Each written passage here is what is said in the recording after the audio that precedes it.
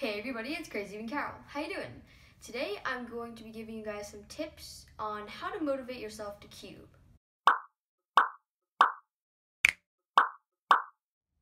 Now I feel like this is a topic that isn't at all talked about in the cubing community, but I feel like it kind of is necessary. Sometimes we just don't feel like cubing when, there's like an upcoming competition, or we just want to lower our times, but you just don't feel like practicing. I have definitely experienced being unmotivated to cube, and I'm sure everyone else has. So before I actually start the tips, what I want to make a point of is that there's a difference between being busy and being unmotivated. If you're busy, it just means that you don't have time to cube, not that you're no longer enjoying it or you don't feel like doing it. Being unmotivated means that you no longer have the desire to cube, or at least at that particular moment. So my first tip is to take a break. This may be kind of obvious, but it is important. If you're unmotivated to cube, but you keep forcing yourself to either cube, or you're being like, oh, why am I not cubing when you don't feel motivated to, it's not really going to help the fact that you don't feel like cubing. It's just going to make you more stressed out. And by take a break, I don't mean stop for 5 minutes and then go back to cubing when you don't feel like doing it. I mean take a few days off or even a few weeks, just so that you feel more refreshed when you come back to it. My second tip is to watch a YouTuber who cubes. Now this is a very helpful tip in my opinion, because when I watch other people, whether it's just like speed cubing or modding, it kind of motivates me more to cube myself. So instead of forcing yourself to cube when you don't want to, watch someone else do it, which may make you see it in either a different way, or just make you feel like, oh, that looks fun, so maybe I should try it. My third tip is to try a new event. Everyone gets bored after doing something over and over and over again, so you probably won't have that much fun cubing if you just do like thousands of 3x3 solves every day.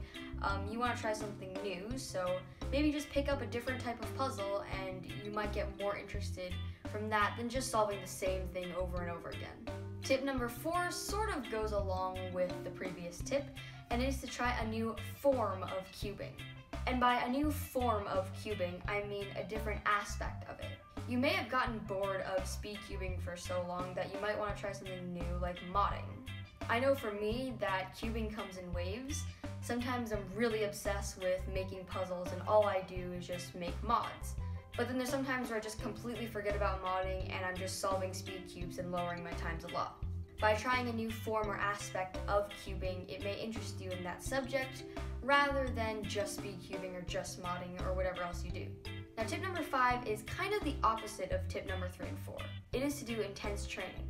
When I did my video about I trained for a cubing competition in 1 week, I honestly wasn't feeling all that motivated when I did that video.